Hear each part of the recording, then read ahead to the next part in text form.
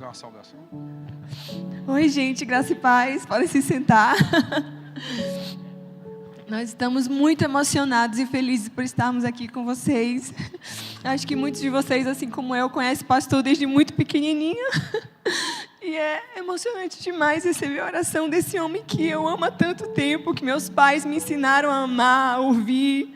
É uma alegria, e eu sei que isso só pode vir da parte de Deus para nós. É uma honra servi-los e estar aqui com vocês. Muito obrigada.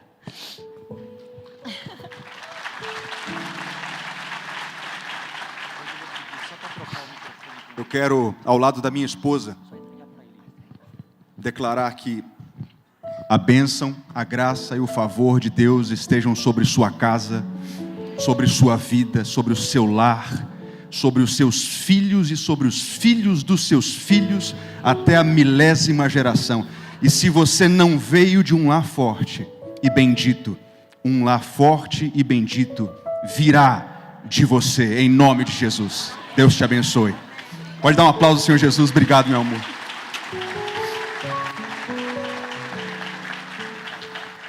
Eu quero agradecer mais uma vez o pastor Josué por essa oportunidade. Vocês devem imaginar o quanto é importante para um jovem pregador como eu ter uma oportunidade como essa aqui, diante de tantos especialistas na área na qual eu milito. Em 2015, eu era primeiro-tenente de oficial de infantaria das Forças Armadas. Ganhava bem, um salário muito bom. Era estudante de direito e ganhava muito mais do que todos os meus colegas. E Deus nos chamou para o ministério com um filhinho de 3 meses. O nosso Samuel, na época, havia nascido há poucos meses. E foi um desafio para nós. Nossa renda caiu para 30% com um bebê muito pequeno. E ano que vem, no início de 2025, vai fazer 10 anos que estamos nessa luta. E o Senhor tem sido fiel em todos os momentos. E hoje é um privilégio estar aqui. Eu estou me sentindo realmente como um leão numa cova de Daniéis. Mas que o Senhor me sustente, que eu seja encontrado fiel à palavra de Deus, que é a nossa regra de fé e de prática. Bom, eu queria dar um livro de presente. Sempre foi uma tentação para mim escrever um livro, mas eu só quis fazer isso depois de praticamente uma década atendendo casais. E para você ver se o pastor Josué é uma referência para mim, né? Sem saber, eu fiz o livro com o mesmo título de um dos livros dele. Na verdade, o livro dele é no singular, Família Indestrutível. E depois que já havia lançado, eu descobri que o pastor Josué tem um livro com o nome semelhante ao meu. E eu queria fazer o seguinte, que eu sempre faço em todos os lugares. Eu queria dar o livro de presente para o casal mais veterano do auditório. Então, o casal que está casado há mais tempo, há mais anos, vai ganhar o livro de presente. Alguém aqui casado há mais de 40 anos? Levanta o braço. Mais de 50? Tem alguém que já fez bodas de ouro aqui? Uau! Quem será que ganha? Quantos anos ali? 55? Tem alguém com mais do que 55? Quantos anos os senhores? 52? Então acho que 55 ganhou? Ou tem alguém com mais do que isso? Me ajuda aí, gente. Tem alguém com mais do que 55? Quantos anos? Alguém fala para mim, por favor, bem alto. 50? Então é isso. 55 acabou de ganhar. Vamos dar um aplauso ao Senhor Jesus. Se alguém puder me ajudar, entregar o livro lá para eles, eu agradeço bastante. Uau, 55 anos. Com a graça de Deus, todos nós vamos chegar lá, em nome de Jesus. Que o Senhor nos permita essa bênção. Agora, não pode ser somente um casamento longo. Tem que ser um casamento belo, um casamento bom. Uma vez eu fiz uma coisa que me arrependi depois. Eu dei o livro para o casal mais veterano do auditório. Foi lá em Belo Horizonte, numa igreja grande. E um casal com 47 anos de casados veio à frente e eu fiz a besteira de falar para ele assim: vem cá, como é estar casado há 47 anos? Aí ele abraçou ela e disse: pois é, 47 anos carregando essa cruz, e que o Senhor me ajude. Então, Poxa, eu quero que você tenha um casamento duradouro, mas um casamento que não seja uma cruz, né, meu amigo? Um casamento que seja saudável, um casamento belo, um casamento satisfatório para ambos, e que você chegue nas bodas de prata, 25 anos, nas bodas de ouro, 50 anos, nas bodas de diamante, 60 anos, nas bodas de vinho, 70 anos. Até hoje nunca conheci um casal que chegou aos 80, mas quem sabe você não é o primeiro. Então que você chegue lá com um casamento saudável para a glória de Deus. Alguém pode dar um aplauso ao Senhor Jesus? Amém. Vamos lá, eu quero abrir um texto. Talvez seja um dos textos mais famosos entre as crianças. Você já deve ter lido esse texto para os seus filhos umas 500.000 vezes. Mas eu quero usar esse texto para fazer um paralelo com a sua família. E aparentemente esse texto não tem muito a ver com casamento, mas eu vou te provar nas Escrituras que ele tem muito a nos ensinar sobre o nosso lar, sobre o nosso casamento. Então abra primeiro livro de Samuel, capítulo 17, a partir do verso 8. Nós não vamos ler a história inteira, até porque não há necessidade, mas vamos ver um trechinho aqui para aprender algumas coisas. Eu vou ler na Nova Versão Internacional, primeiro livro do profeta Samuel, a partir do capítulo 17, verso 18.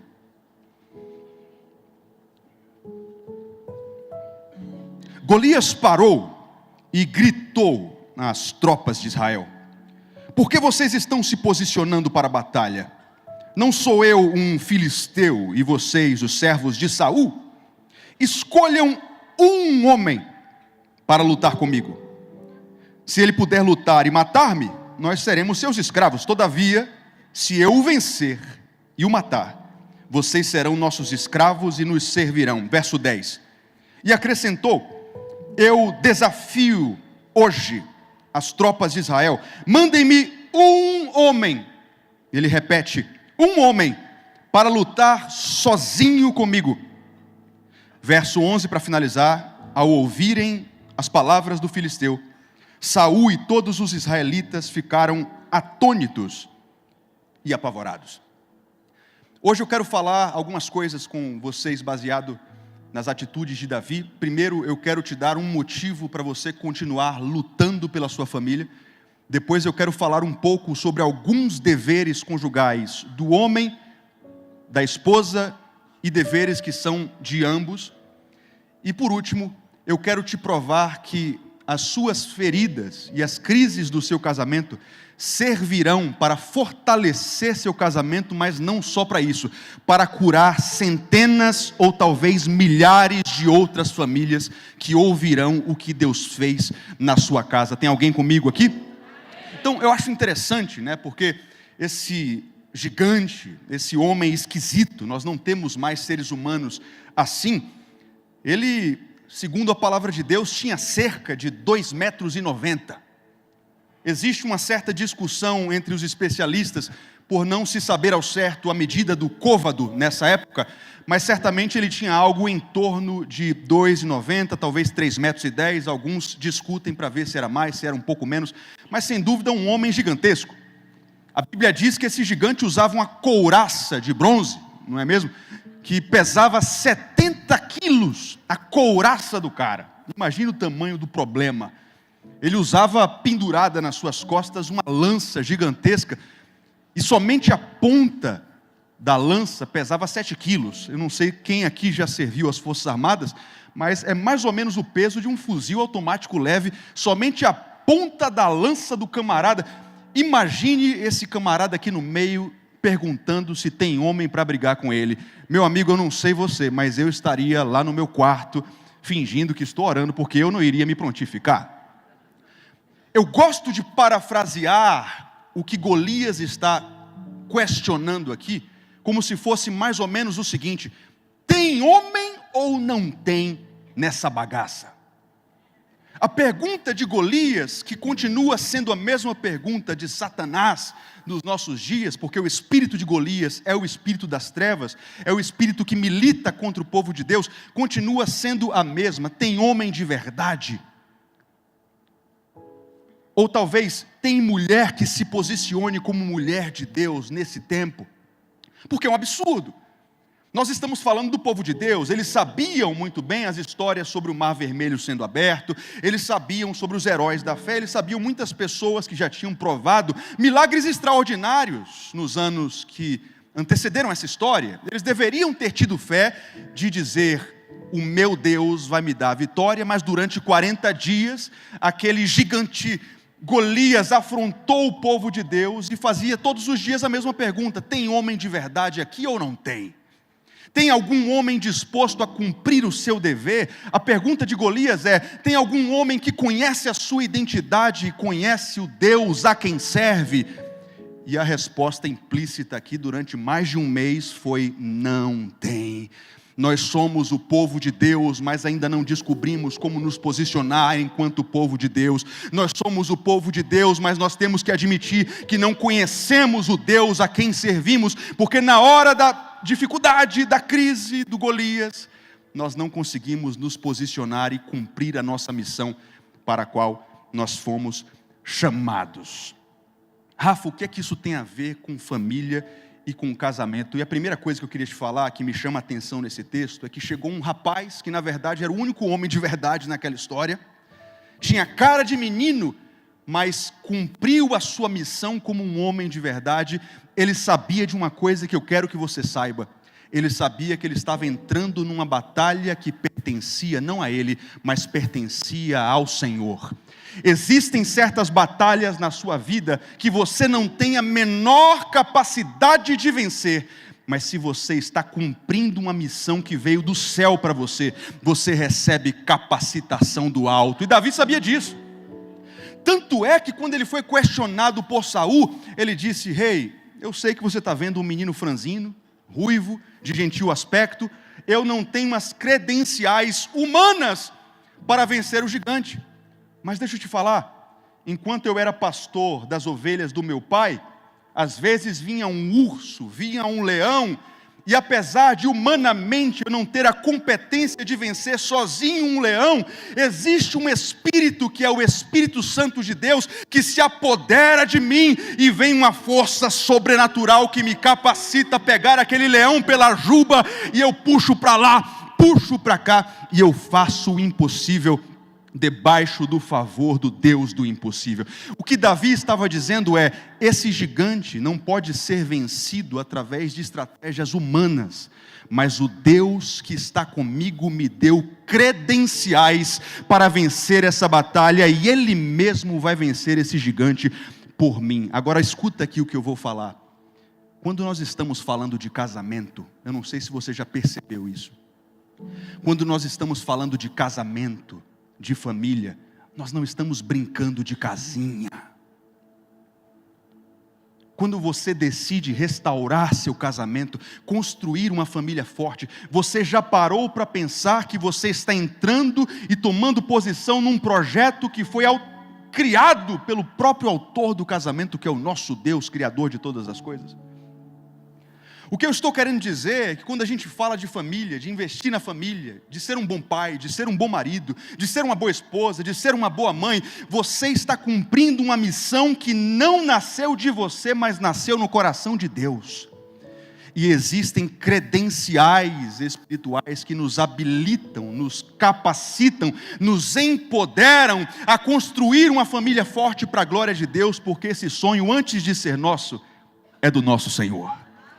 O que eu estou querendo te provar nessa manhã, meu irmão, é que o sucesso da sua família, antes de ser um sonho seu, é um sonho do Senhor. O que eu estou querendo te dizer nessa manhã é que o sucesso da sua família é mais interesse do Senhor do que interesse seu. Então, quando você se levanta nesse final de semana e diz: eu vou me levantar, eu vou cumprir os meus deveres e eu vou fazer esse casamento dar certo, Deus é o seu aliado, Deus assina embaixo, Deus te dá poder para fazer esse casamento dar certo e ser restaurado, porque as credenciais do Espírito estão com você, e essa missão não é sua, essa missão nasceu no coração de Deus, que é o autor das nossas famílias. Nós vivemos num tempo em que os seres humanos estão fazendo do casamento o que bem entendem. Casamento é isso, casamento é aquilo, casamento é o que eu acho que é. Nós vivemos num tempo em que o véu das noivas está cada vez mais longo, os casamentos cada vez mais curtos.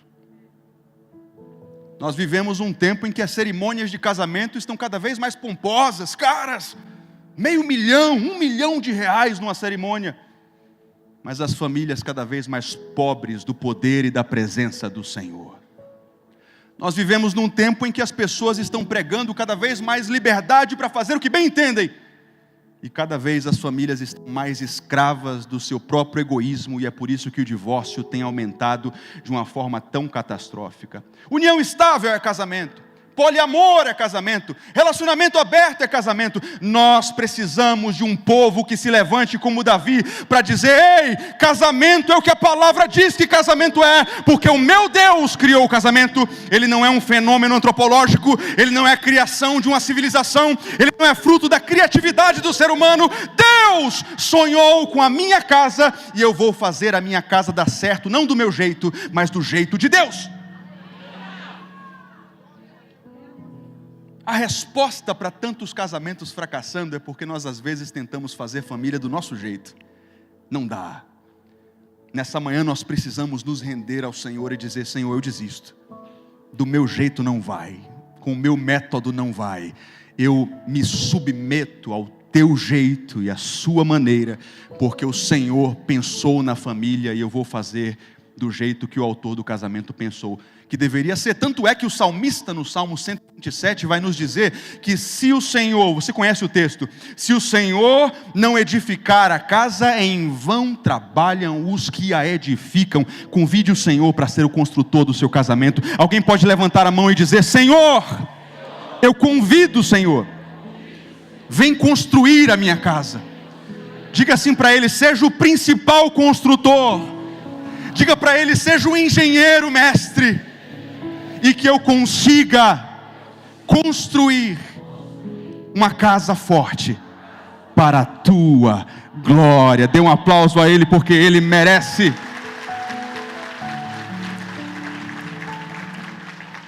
Nós vivemos num tempo onde as pessoas não percebem o valor da família até que ela fracasse. Você abre o Instagram e você é bombardeado todos os dias com sonhos mesquinhos que não valem nada. Trabalhe 12, 14, 16 horas por dia, só pense em dinheiro. Como é que os coaches falam? Eles têm uma frase, né? Trabalhe enquanto eles dormem. Está amarrado em nome de Jesus. Na hora de dormir eu vou namorar com minha esposa, eu vou dormir com ela. O sono dos justos, eu vou descansar. Deus está comigo. Deus me manda provisão enquanto eu durmo, é o que está escrito na palavra de Deus. Tem a hora de trabalhar e tem a hora de descansar. E famílias sábias fazem isso da forma certa.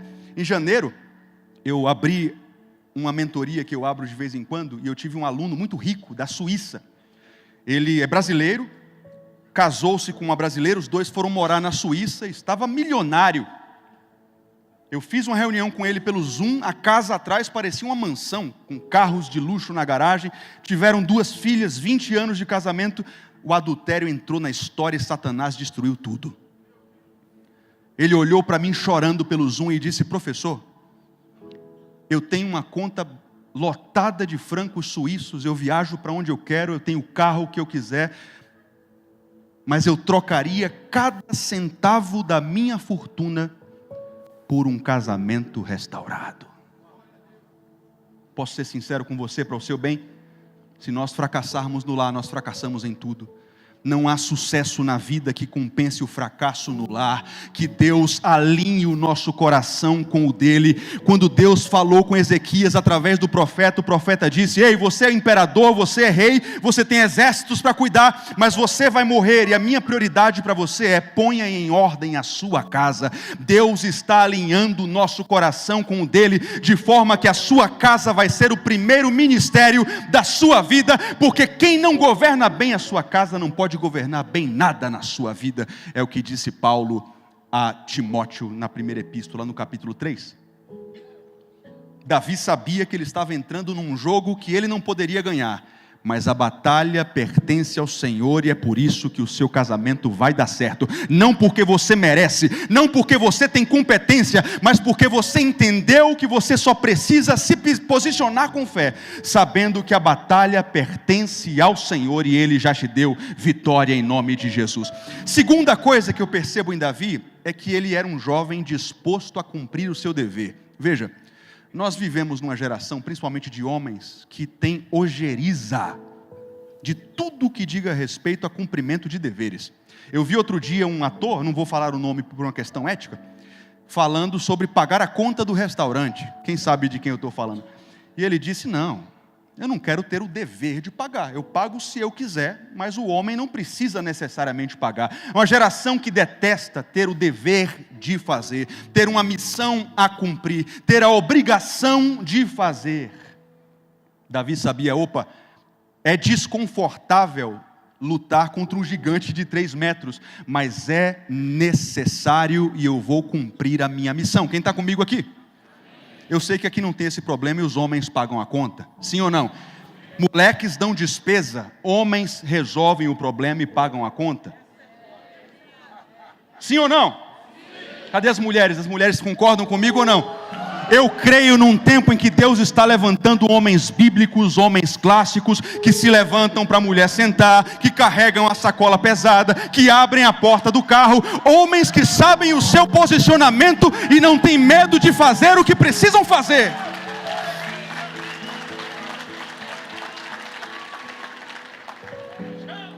Homens que não ficam com conversinha fiada com coleguinha no direct, homens que não dão carona para colega de trabalho, e por aí vai, são rudimentos que não são um favor que nós estamos fazendo para as nossas esposas, são os nossos deveres e nós sentimos prazer e o privilégio de cumpri-los e bem cumpri-los, porque tudo isso é zelo por aquilo que amamos pela nossa família. Então eu queria falar primeiro de alguns deveres dos homens, alguns deveres das mulheres depois, e finalizar com deveres que são de ambos. E veja, isso aqui não é uma aula, eu não tenho a pretensão de falar sobre todos os deveres. Eu queria citar alguns que às vezes são ou menosprezados ou esquecidos por nós. Quem está comigo, se prepare para anotar. Você pode tomar nota, principalmente se o dever falar com o seu coração e você tiver algum insight para melhorar ou aprimorar o seu casamento. Em primeiro lugar, eu queria falar sobre os 3 P's, que são as funções, os papéis, os deveres do homem bíblico, que são os famosos prover, proteger e presidir. Diga comigo, prover, proteger e presidir. O homem tem o dever de ser o provedor da sua casa. Isso não é somente bíblico, como nós temos 2 milênios de aplicação prática das Escrituras, e é muito claro que a forma correta e mais sábia de um casamento dar certo é quando você tem um homem que se caracteriza pela função de provedor e sabe muito bem o que isso significa. Alguns homens às vezes perguntam para o pastor Josué, eu acho engraçado eles perguntando assim, poxa, minha esposa acabou de arranjar um emprego, ela está ganhando mais do que eu. O que eu faço?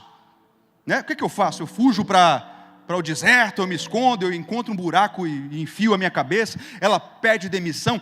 Mas veja, eu descobri ao longo desses anos que a essência do provedor se caracteriza muito mais no momento da escassez do que na hora da abundância.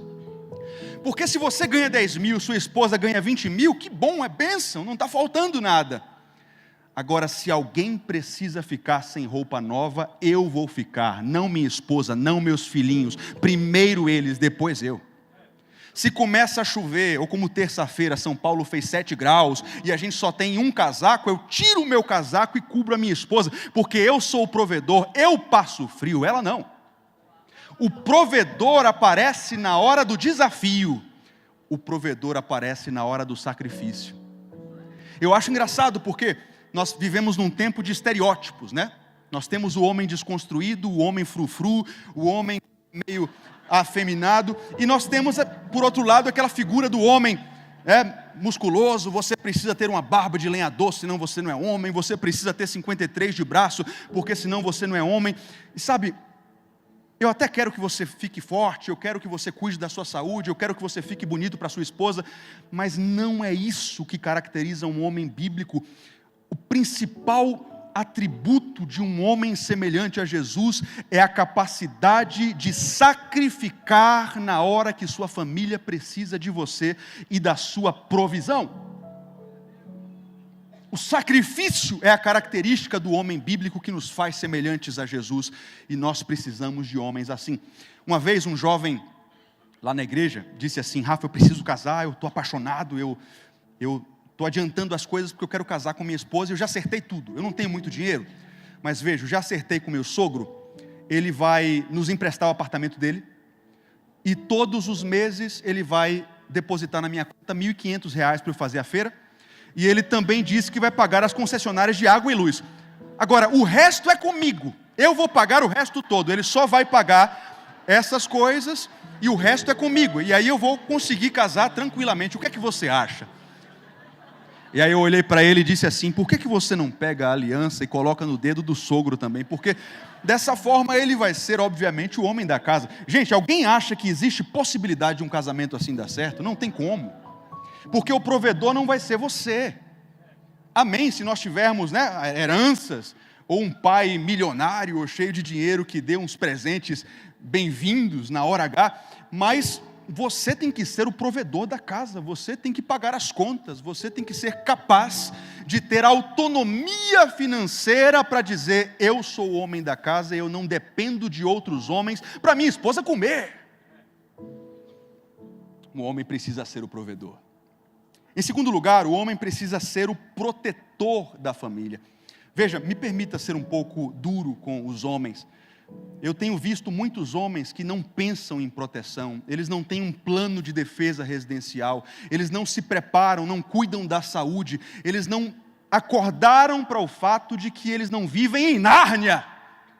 Você vive num mundo que tem muita bagaceira, tem criminosos, tem pessoas mal intencionadas, tem meliantes, tem homens maus, existem crimes acontecendo por aí e você precisa estar antenado para isso. Por exemplo, deixe-me fazer uma pergunta constrangedora e, pelo amor de Deus, não respondam. Deu 2 da manhã e vocês estão dormindo no quarto de vocês e acontece um barulho na cozinha. Quem vai na frente?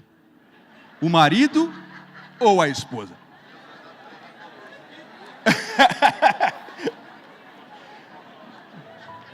Pastor Mac já cantou aqui, ó: Deus vai na frente, abrindo. Vai lá, Deus, eu estou aqui orando.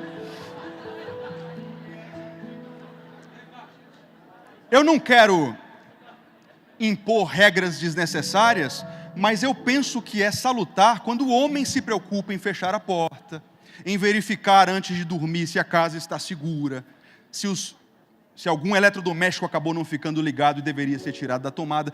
É salutar. Eu não estou dizendo que a esposa não pode tomar essas iniciativas de vez em quando. O que eu estou aconselhando vocês é que é salutar que o homem tome essas iniciativas e tenha consciência de defesa familiar. Eu tenho visto homens que estacionam nos lugares mais perigosos com um bebê no carro, na cadeirinha, e ficam mexendo no WhatsApp no meio da rua, numa cidade cheia de crimes. Meu Deus do céu! Quer dizer, ao invés de proteger, você é o primeiro a colocar sua família numa situação de risco desnecessário. Não seja tolo, porque se você não se preocupa com a proteção da sua família, perdoe-me a ignorância, mas eu te considero um palhaço. Você deveria tomar uma tendência e virar um homem bíblico verdadeiramente.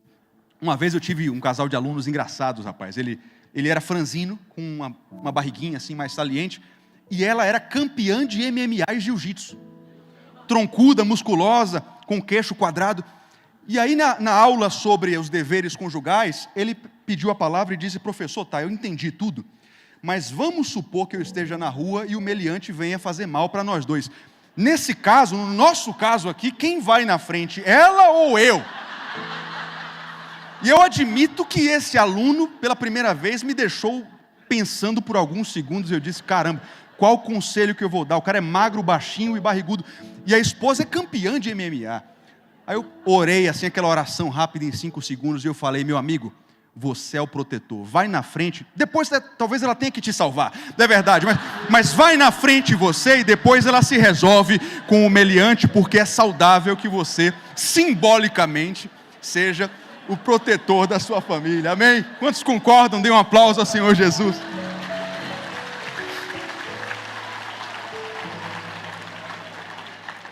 O homem também o cabeça da família. Os antigos puritanos, no século XVII, tinham um termo, um conceito bastante interessante do marido federal. O design de Deus foi o homem como cabeça da mulher, e isso não pode ser mudado. A liderança do homem é inescapável. Quando o homem é omisso, boca aberta e fraco, ele está liderando pela omissão, e essa liderança deixa marcas. Marido, você sempre vai ser uma pregação sobre Cristo. Quando você é um mau marido, você é uma pregação herética sobre quem Cristo é. Você é uma pregação deturpada para a sua esposa. O reverendo John Bunyan escreveu certa vez: maridos, sejam tão bíblicos ao ponto de suas esposas ajoelharem e dizerem: obrigado, Senhor, porque o Senhor não me deu apenas um marido, mas um marido que é uma pregação diária de como Cristo trata a sua esposa. Quantas esposas gostariam de ter um marido assim, ou tem um marido assim? Você tem um marido assim? Glória a Deus, glória a Deus. Um marido que você percebe: meu Deus do céu, Deus foi bom comigo. Eu vejo esse homem cuidando de mim, e eu vejo Cristo no cuidado dele. Como sofre uma casa onde o homem não preside, não governa a semelhança de Cristo Jesus. Me lembro de uma vez que eu conheci um pastor. Ele era, não sei hoje em dia, mas na época ele era muito amigo do Luciano Subirá. Talvez alguns aqui já tenham ouvido falar dessa figura. O nome dele é Getúlio de Jesus, vitiligo nas mãos, e ele tinha um ministério de libertação interessante. Subirá já falou dele várias vezes. E ele, onde chega, tem uma quantidade impressionante de libertação de pessoas possessas de espíritos imundos. Certa vez lá na Bahia, eu fui pregar com ele numa igreja, ele ministrou, e aí na hora de orar pelas pessoas, tinha um menino de 9 anos de idade. Eu nunca vou esquecer dessa cena, e eu era muitos anos mais jovem do que hoje, e ele disse: Rafael, ora por esse menino aí. E eu comecei a orar por aquele rapaz com 9 anos de idade, aquele garoto, e um espírito imundo se manifestou com muita força, pegou no meu braço, e eu disse: eu vou morrer aqui agora, porque a força do menino de 9 anos era completamente sobrenatural. E para resumir a história, nós expulsamos aquele espírito, e depois eu fui questionar onde estavam os pais daquele menino. Onde é que está o pai? E a mãe disse: ele foi abandonado pelo pai assim que nasceu. Nós não conseguimos medir o impacto da ausência ou do abandono paterno na criação de um ser humano. Você, pai, não tem o direito de ser ausente. Escute aqui, eu sei que você precisa trabalhar, e eu sei que é um grande desafio ser o provedor e o presidente ao mesmo tempo, mas nada pode ser responsabilidade para você não estar presente na criação do seu filho, principalmente se ele for um filho homem, porque ele precisa de um outro homem para modelar a masculinidade. Pelo Espírito de Deus, eu quero confrontar vocês em amor e dizer que vocês precisam se arrepender se forem pais que se ausentaram ou abandonaram a criação dos seus filhos. Quero falar das mulheres agora. Posso falar?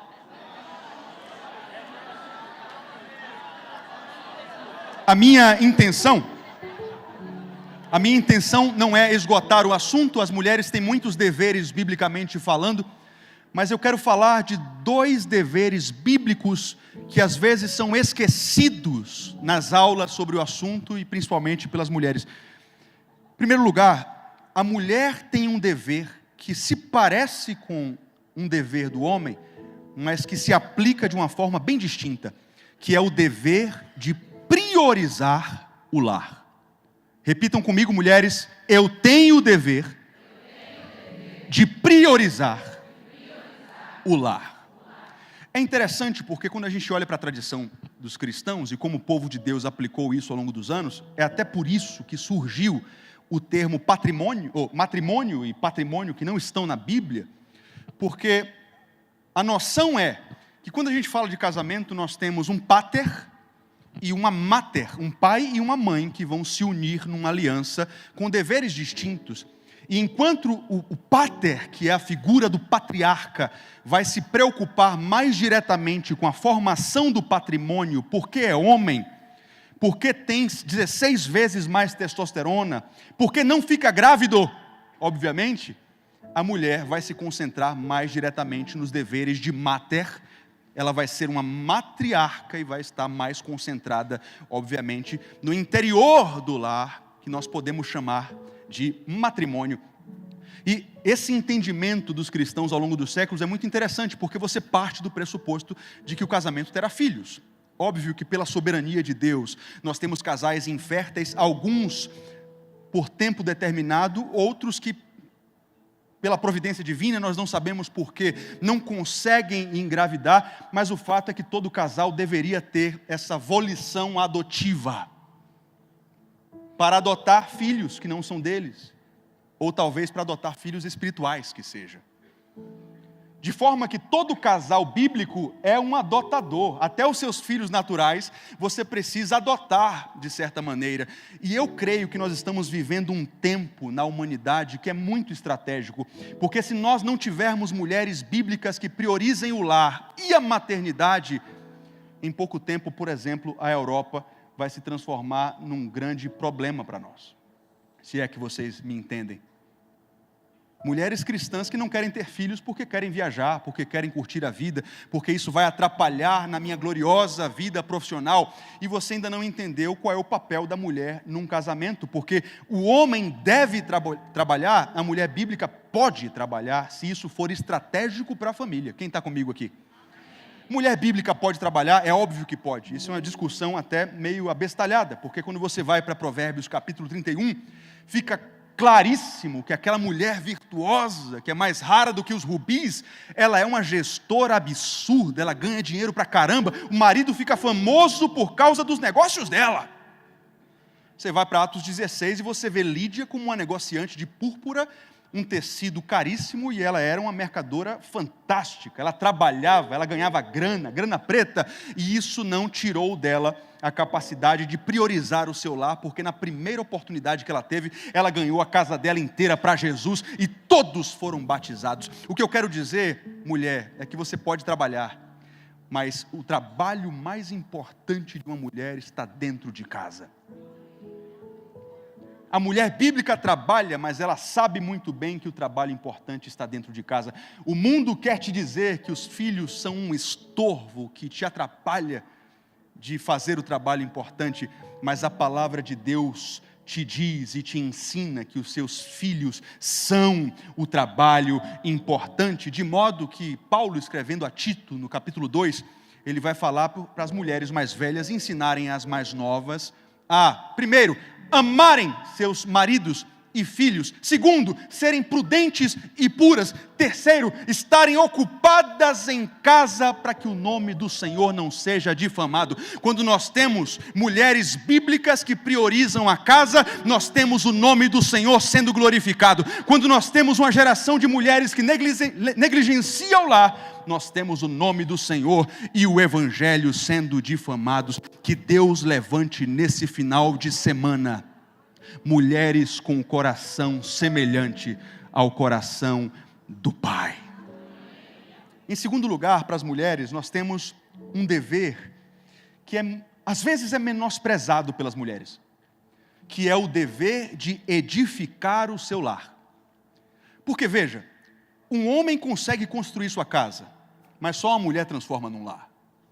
Você já foi num apartamento onde só mora macho?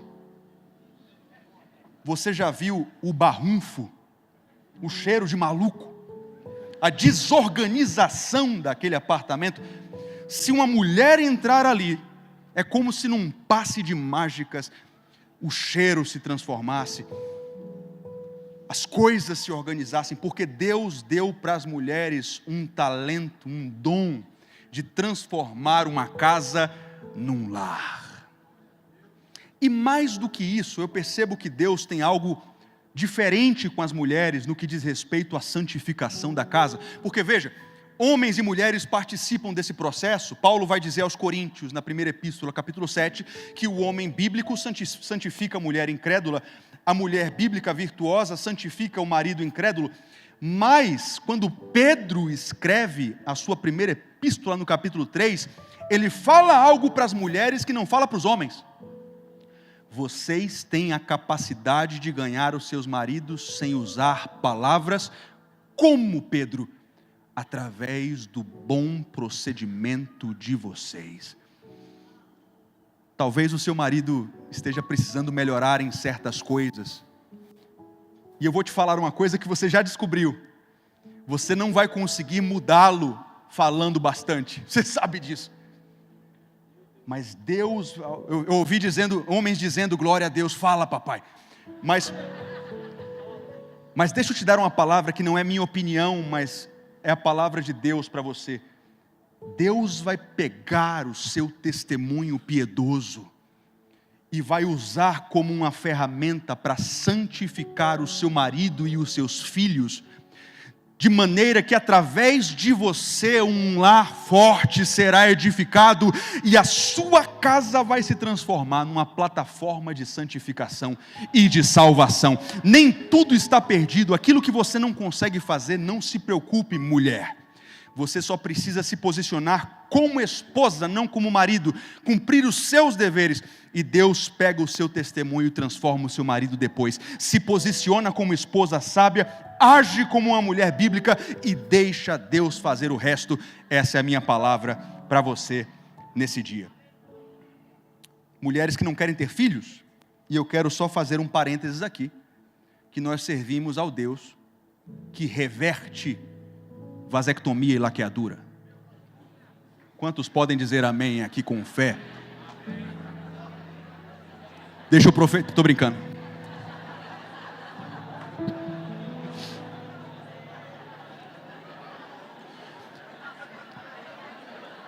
Como é poderoso o testemunho de uma mulher de oração.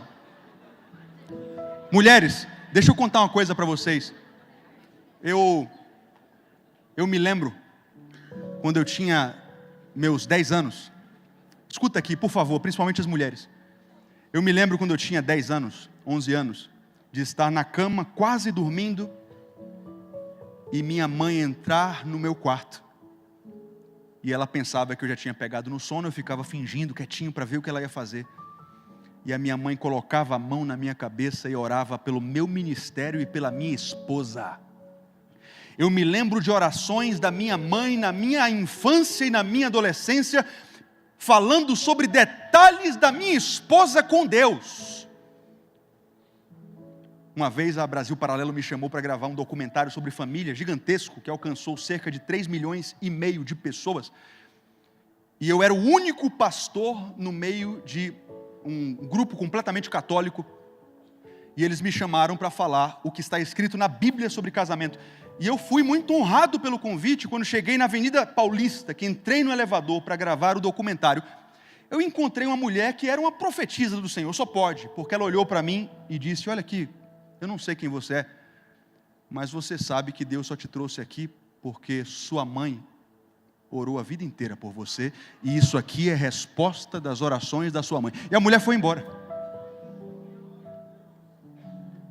Mulheres que oram, mulheres que profetizam, mulheres que abençoam, e gerações, eu quero declarar isso em nome de Jesus, gerações e gerações depois de você usufruirão do legado e da bênção de coisas que você falou em secreto e só Deus ouviu, lágrimas que você depositou nos odres do Senhor e só Ele conhece. Quantas mulheres podem dizer amém aqui?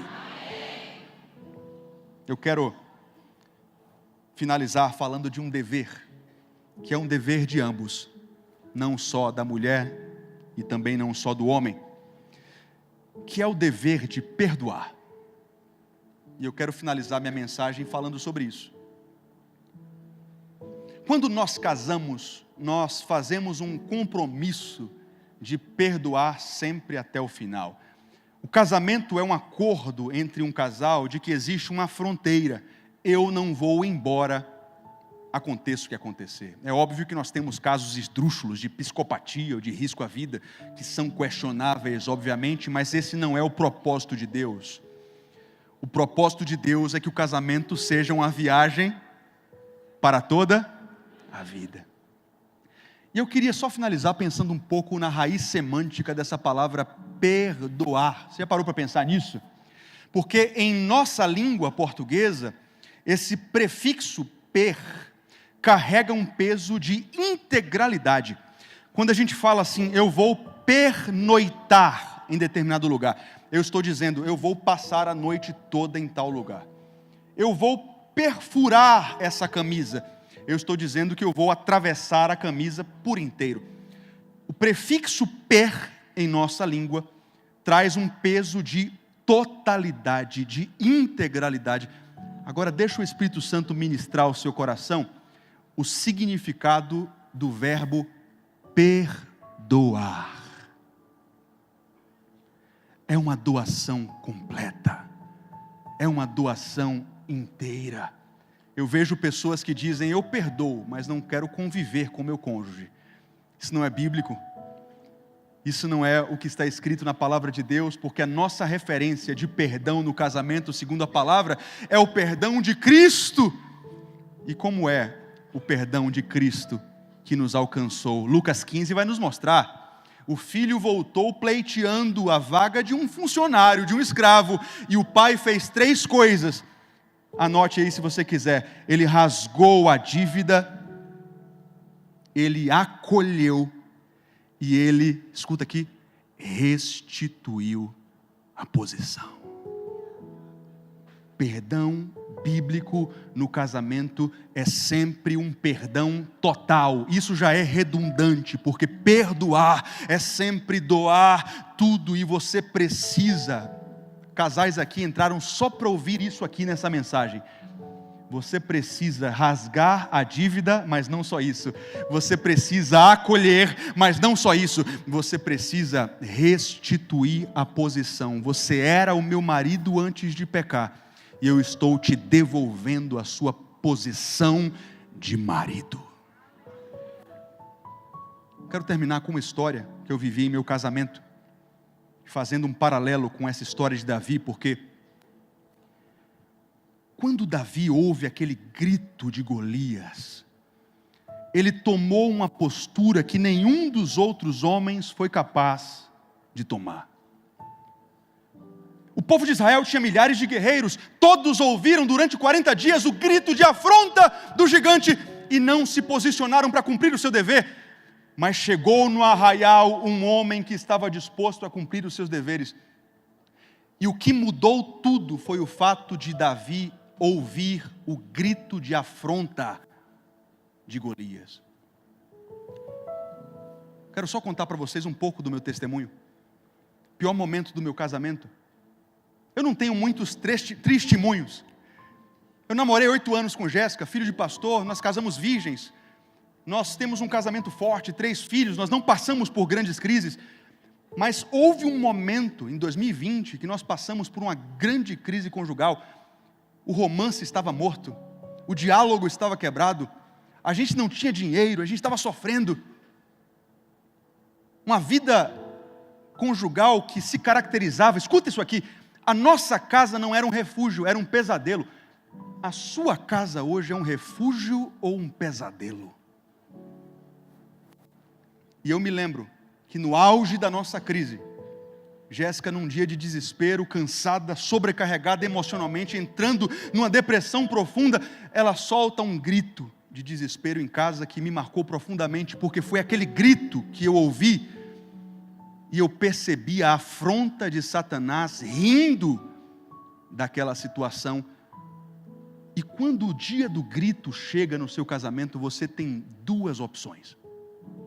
Ou você fica como todos os outros homens de Israel, atônitos e acovardados, ou você se levanta para dizer, eu saio da minha zona de conforto, e eu vou transformar essa crise numa oportunidade para glorificar ao Senhor. Ei, o que eu estou te dizendo nessa manhã, é que para as pessoas normais, a crise no casamento é o final da linha, mas para você. A crise no casamento é a matéria-prima do milagre que o Senhor vai realizar. Tem alguém comigo aqui cheio de fé? Para as pessoas normais, a crise no casamento é o fim da linha. Para você, é só o começo de um processo que vai transformar seu casamento tão forte como nunca foi na história. Para as pessoas normais, a crise na família é o fim da linha. Mas para você, é uma oportunidade de levantar o nome do Senhor bem alto e dizer: na minha casa nós serviremos ao Senhor, e o Senhor é o Deus das gerações que virão depois de mim. Naquele grito de Jéssica, eu tomei uma postura. Na época eu tinha 5.000 seguidores no Instagram, um ministério irrelevante em muitos sentidos. Mídias sociais não representam nada e não são o parâmetro principal, mas eu coloquei a boina que eu gostava de usar, e eu comecei a gravar uns vídeos, olhando para o lado. As pessoas pensam que é um podcast fake, mas não se trata disso. A questão é que eu não tinha teleprompter na época, e eu olhava para o roteiro do vídeo, eu aqui, e a câmera estava lá, e as pessoas diziam: que cara maluco colocou essa boina, está fingindo que eu estou num podcast, mas na verdade eu estava lendo o roteiro do vídeo para não errar.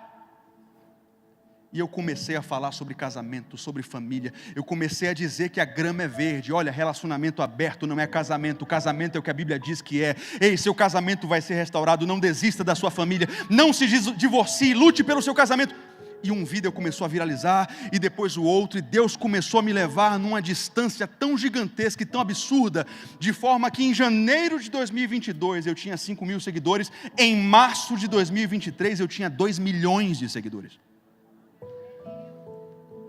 Atendendo casais centenas, fazendo trabalhos incríveis, de horas e mais horas, restaurando casais e sendo procurados por terapeutas, por psicólogos, por pastores do Brasil inteiro, perguntando: o que é que você faz para tantos casais serem restaurados? E eu disse: eu não sei, eu não faço a menor ideia. Tudo que eu sei é que um dia minha família estava em crise, e eu disse: eu não vou desistir. A crise vai ser uma mola propulsora para que a minha família ajude centenas e milhares e milhões de famílias, e o nome do Senhor seja glorificado.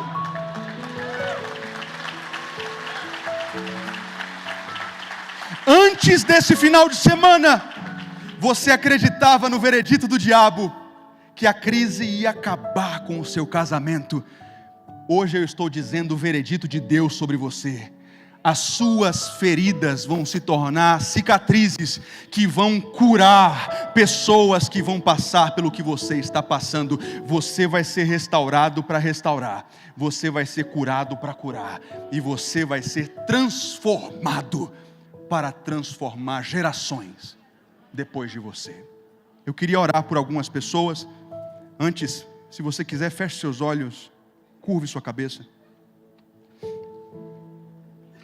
E se eu passar pelo vale,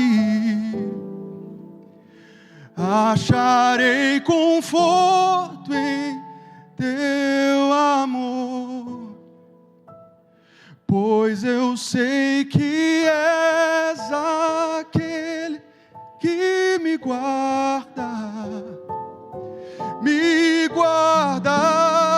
Cante comigo, levante sua voz e diga: e se eu passar pelo vale, acharei conforto em teu amor. Cante. Pois eu sei que és aquele que me guarda. Vamos cantar isso uma última vez, bem forte, levante sua voz. E se eu passar pelo vale, eu acharei conforto em teu amor, pois eu sei que és aquele que me guarda. Eu queria terminar essa manhã convidando casais somente casais que estão desesperados porque estão enfrentando um Golias de 3 metros que não fazem a menor ideia de como vencer. Você sabe que eu estou falando ao seu respeito. Se levante onde você está e venha aqui na frente para eu abençoar a sua vida. Rompa a barreira da vergonha, se levante e venha aqui para eu orar por você, porque essa crise vai se transformar num testemunho para a glória de Deus. Enquanto eu canto, sai do seu lugar e venha. Oh, seguro estou nos braços daquele que nunca me deixou. Você que ficou lá atrás, levante e imponha suas mãos em direção ao altar e vamos orar por eles. Cante comigo. Seu amor perfeito sempre esteve repousado em mim. Vamos todos com fé no Deus do impossível. E se eu passar pelo vale, acharei conforto em seu amor. Sai do seu lugar e venha. Não perca essa oportunidade. Venha para orar por você. Sim, vamos cantar juntos. Me guardar em teus braços é o meu descanso. Cante isso com fé. Em teus braços é o meu descanso. Em teus braços é o meu descanso. Em teus braços é o meu descanso. Quero orar por vocês que vieram aqui na frente. E atrás de vocês existe um exército orando por vocês também. E vocês não estão enxergando, mas os anjos do Senhor estão nesse lugar, cumprindo a vontade de Deus a serviço dos santos. Meu Pai, eu imponho as minhas mãos na direção desse povo e eu oro para que cada casamento aqui seja restaurado. Em Tua presença eu abro a minha boca e eu declaro, assim como o Senhor transformou a minha crise e o grito da minha esposa em um testemunho poderoso para restaurar milhões de pessoas, eu quero profetizar pelo Espírito que nesse lugar, casamentos quebrados, casamentos em crise, famílias destruídas, vão ser de forma sobrenatural, completamente restaurados. E depois disso, o Senhor vai usar o testemunho deles para restaurar milhares e milhares de pessoas. Eu imponho as minhas mãos e eu oro para que cada casal que veio aqui na frente seja transformado num casal de líderes, de centenas e milhares de casais que serão tirados do buraco e restaurados para a glória de Deus. Olha aqui para mim, deixa eu te dizer uma coisa. Eu não sei se o casamento dos seus pais foi um casamento quebrado. Eu não sei se você viu seu pai tratando sua mãe de uma forma quebrada, sua mãe agindo em casa de uma forma desordenada. Eu não sei se você viu o casamento do seu avô fracassar, o casamento do seu pai fracassar, mas eu quero terminar dizendo que em você o ciclo da maldição é quebrado pelo poder da obra completa e consumada de Cristo Jesus. E você vai voltar para casa para viver a experiência de um lar firmado na rocha. Eu vou repetir, eu quero que alguém diga amém. Você vai voltar para casa e você vai usufruir de uma casa firmada na rocha. Que Deus te abençoe. Volte para o seu lugar com fé. Até a próxima, pessoal.